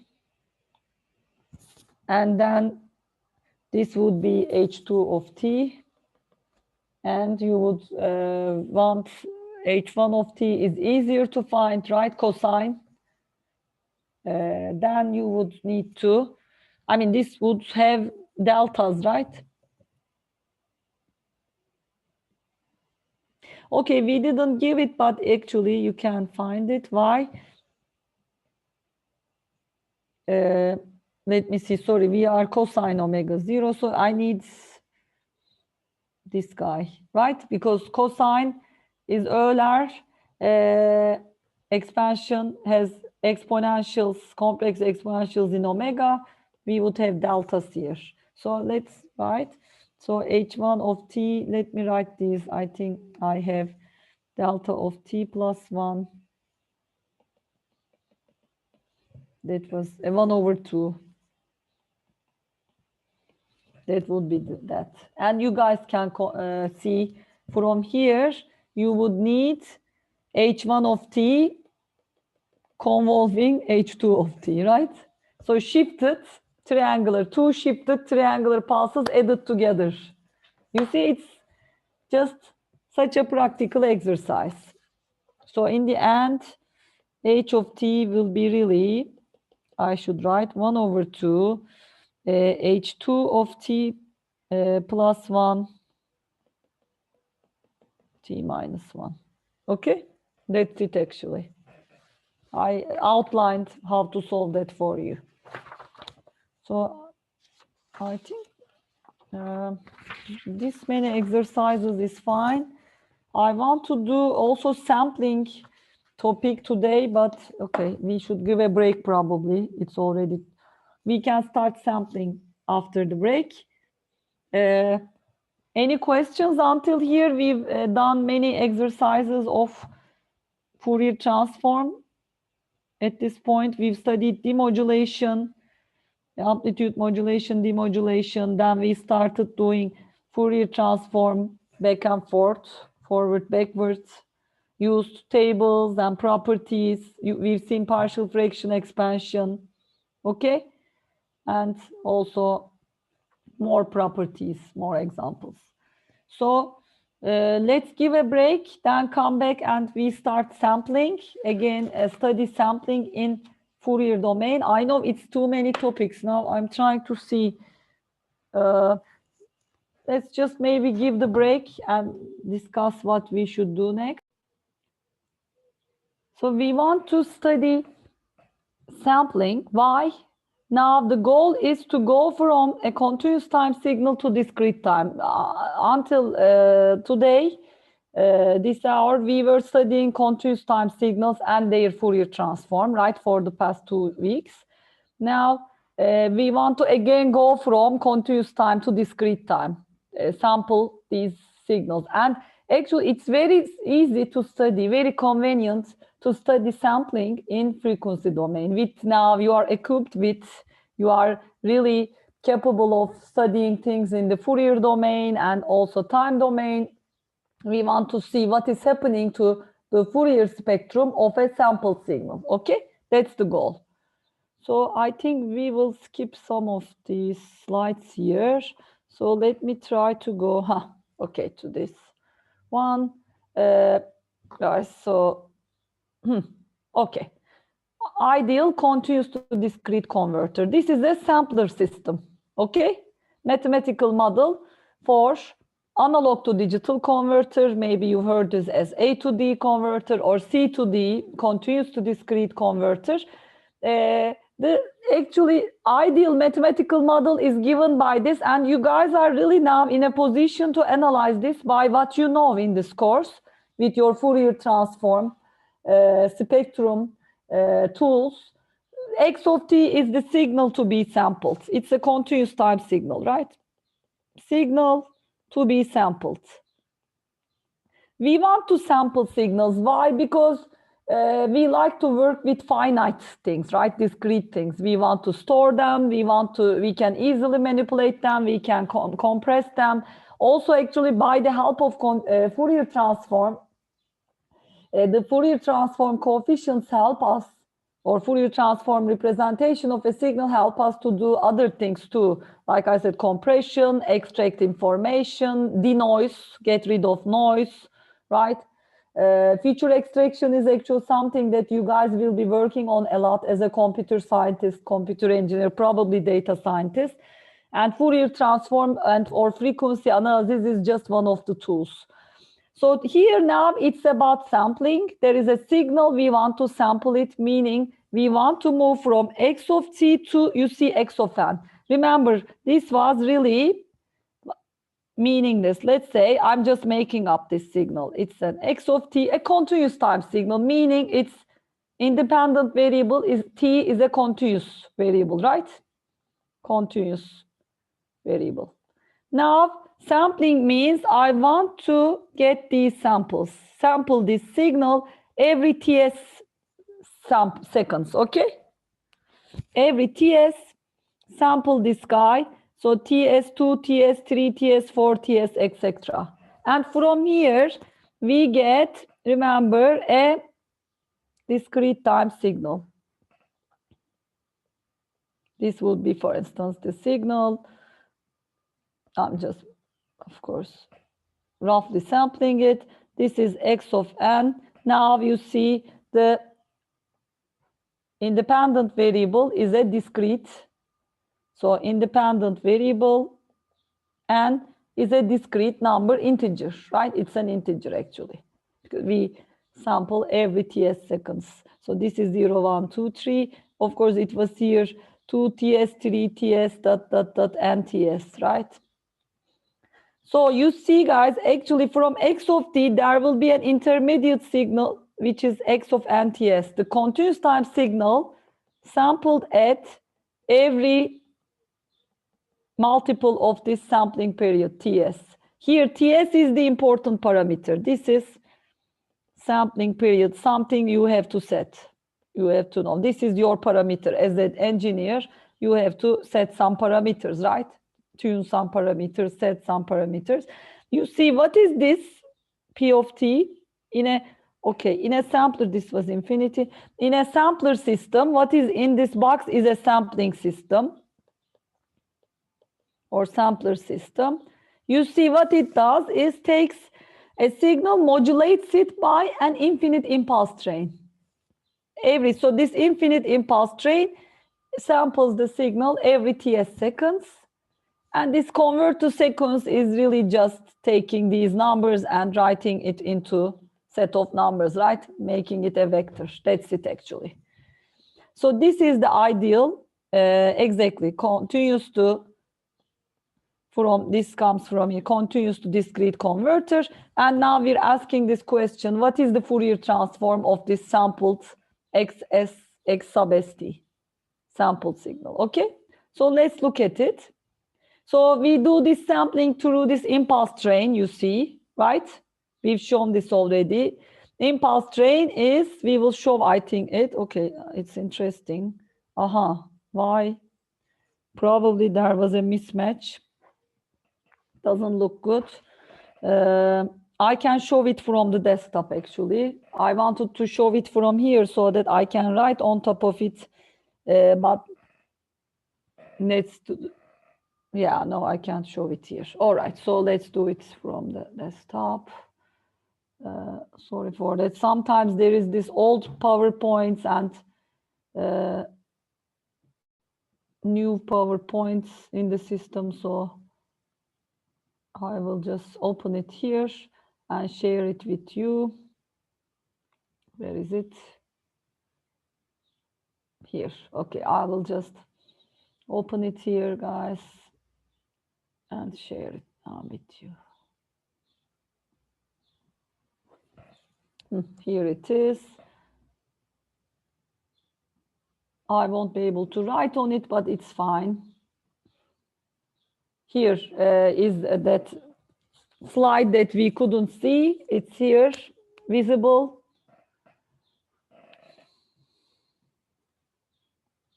Okay. So actually what it says is, you see, multiply my x of t by this impulse train. I know the sampling property of delta impulse that would really sample my multiplying signal x of t at nts. Exactly what this equation at the bottom of the slide shows. Is this clear? This is a simple mathematics, right? Mathematical manipulation. And graphically, this is what is done. I was trying to show this. My sample signal is really this signal, these deltas you see, actually, because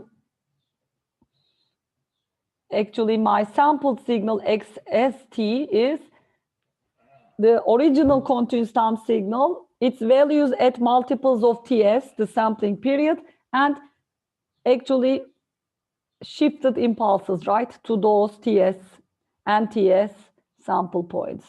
So we add them. So these impulses you see, these impulse functions with the arrows, you see they are multiplied by xts, x2ts, x3ts, x4ts, and also on the negative side, wherever that function is extending to, of course. Now, from here, we just sample our discrete time signal as a vector of numbers, right? It's one dimension, it's a vector. Of course, it's higher dimensions, it becomes a matrix or a tensor. This is the illustration of sampling in time domain, but we want to go to Fourier domain, guys. Remember, last time we looked at the Fourier transform of this periodic impulse train. So this is a sampler signal. Remember, in amplitude modulation, this P of t was a cosine, sinusoidal carrier. Now, in a sampler system, this P of t, the multiplying signal, is an impulse train. You see, they are all separated by ts seconds. We've already found AK, the Fourier series, because it's a periodic signal. I need its Fourier series coefficients. And AK were 1 over ts. This is from last week. And we know then I can decompose my P of t, or impulse train, as AK e to the jk omega st. Here, fundamental frequency is omega s, which is 2 pi ts.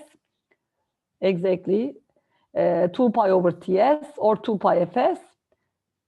Now, remember, this is what we found last time. The Fourier transform of the impulse train is another impulse train, this time separated by 2 pi over ts, or which is equal to omega s intervals, okay?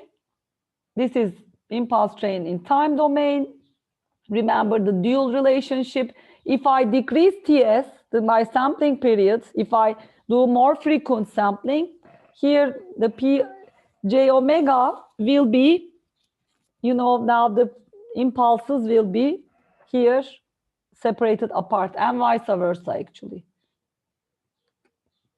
Now, in frequency domain, let's look at sampling.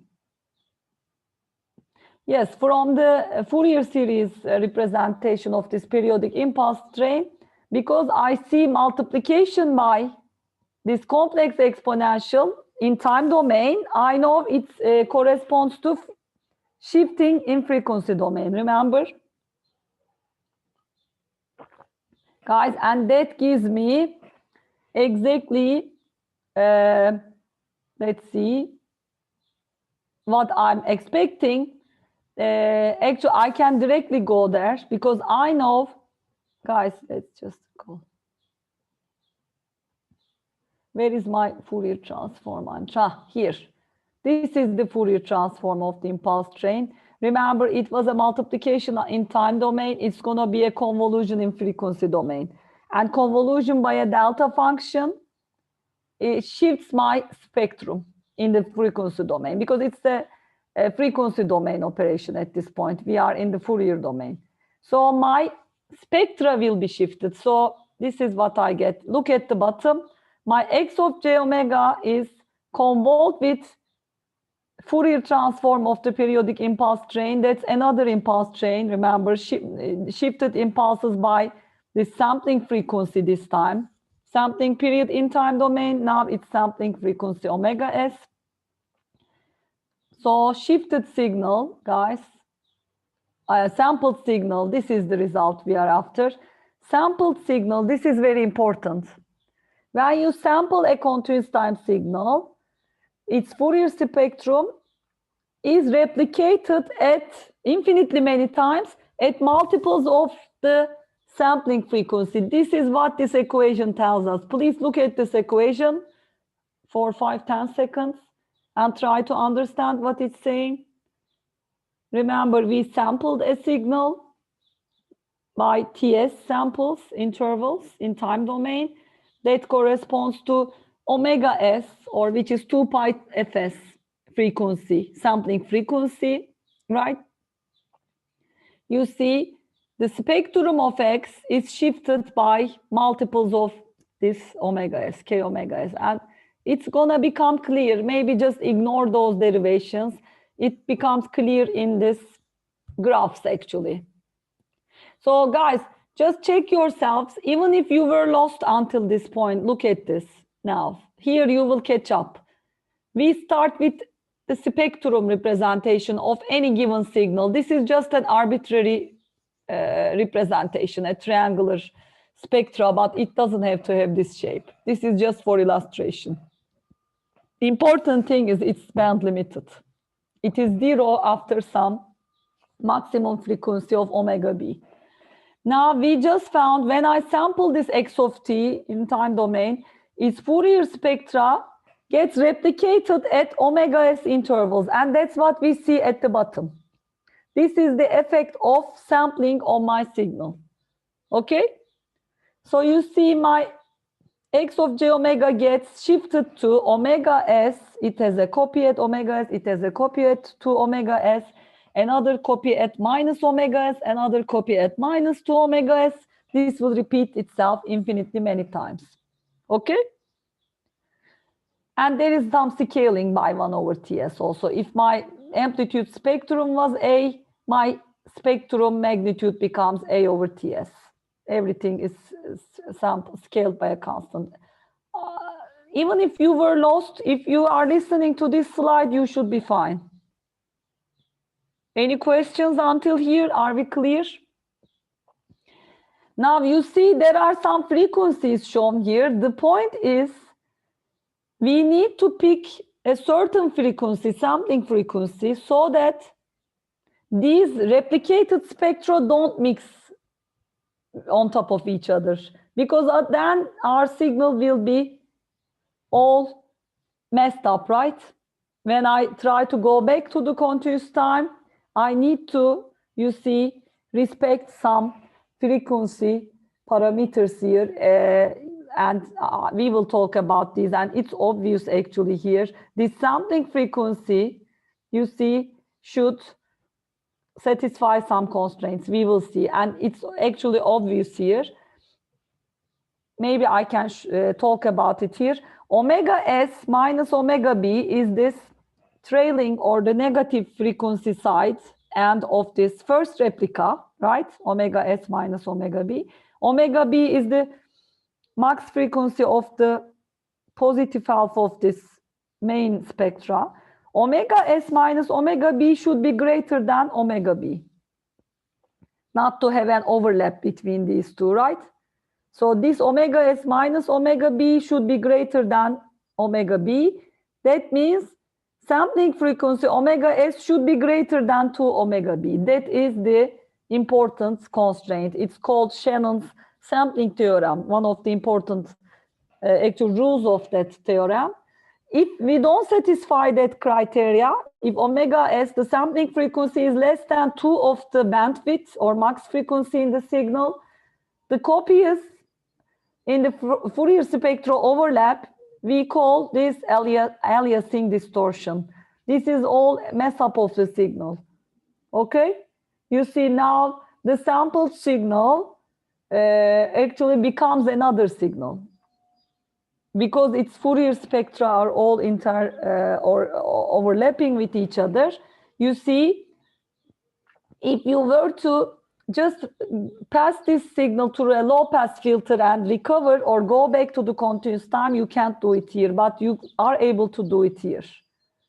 So reconstruction filter, guys, so let's say I sample the signal, I have excess of t from which I extracted my samples, discrete time samples. Now the reconstruction gets back to continuous time signal. So that's a actually discrete to continuous converter, what I'm showing here. Or digital to analog converter, but ideal one, of course. Okay? Ideally, it's just a low pass reconstruction filter. You see, you multiply your sampled Fourier spectra with that reconstruction filter exactly here. You see, very simple. This is discrete to digital to analog or discrete to continuous converter. It's a low pass filter.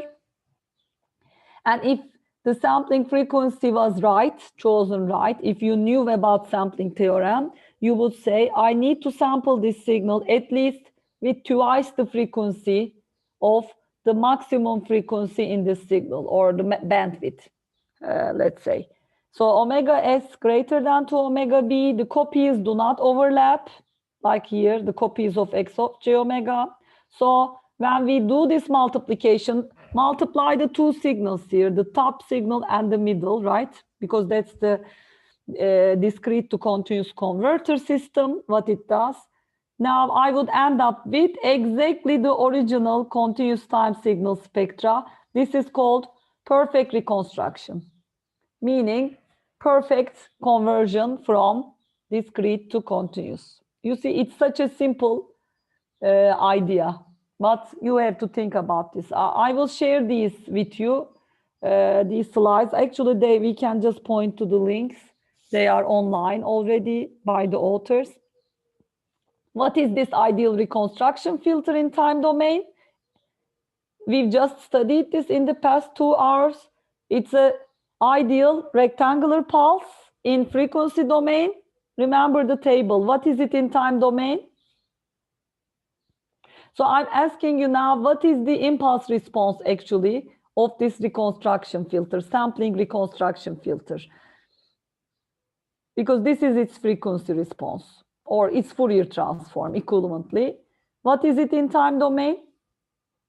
Guys, just remember the Fourier transform tables. I think some of you answered. Thank you already. Özgür Anıl, you meant sync, right? Sync. Sine over t, sine t over t, exactly. This was its Fourier domain representation. Okay, I'm trying to see. This is it. Okay, maybe I should check this. Okay, guys, I should have here the mathematics.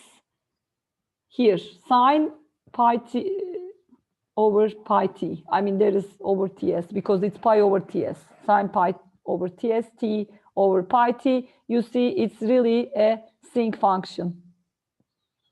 So this is an infinite extent filter, again, ideal low pass filter. It's an ideal low pass filter. We've seen this last time. Of course, it's not realizable as it is. We have approximate low pass filters. So continuing, okay, it's there.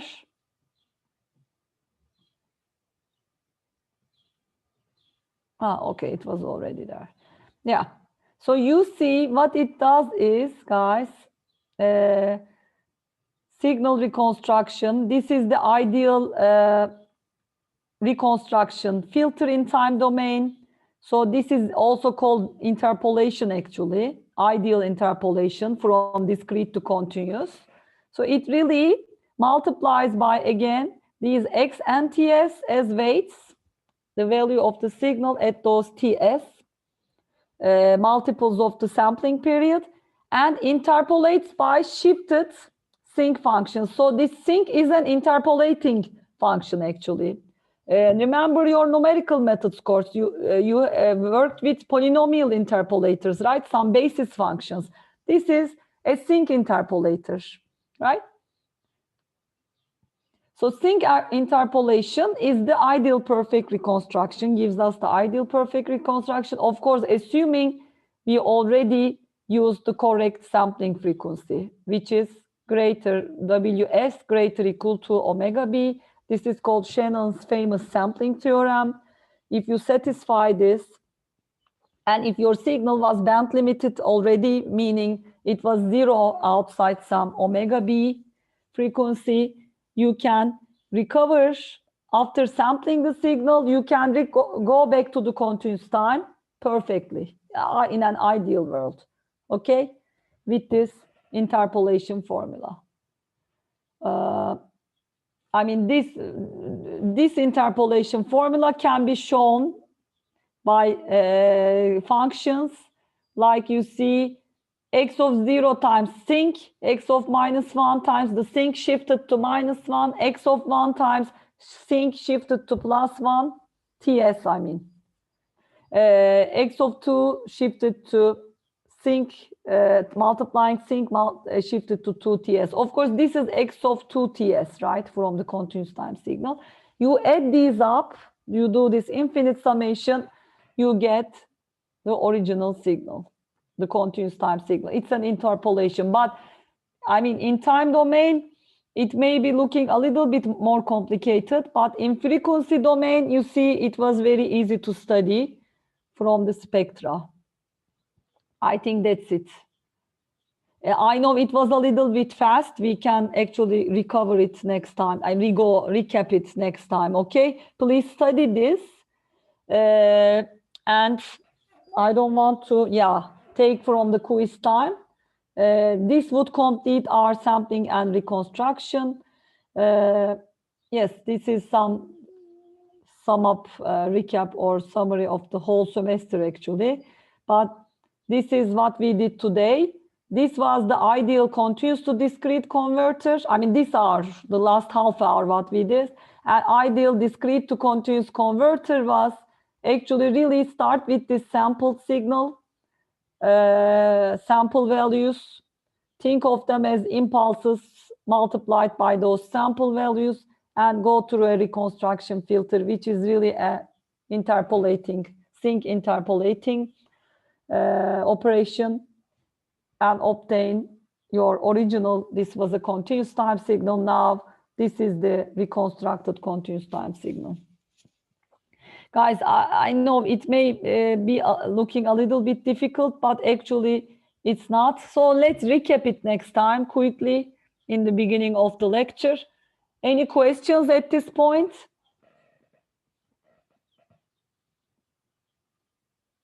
This is what we covered in this half an hour. I know it was fast, but we will recap it next time. So I think we can go to the quiz now.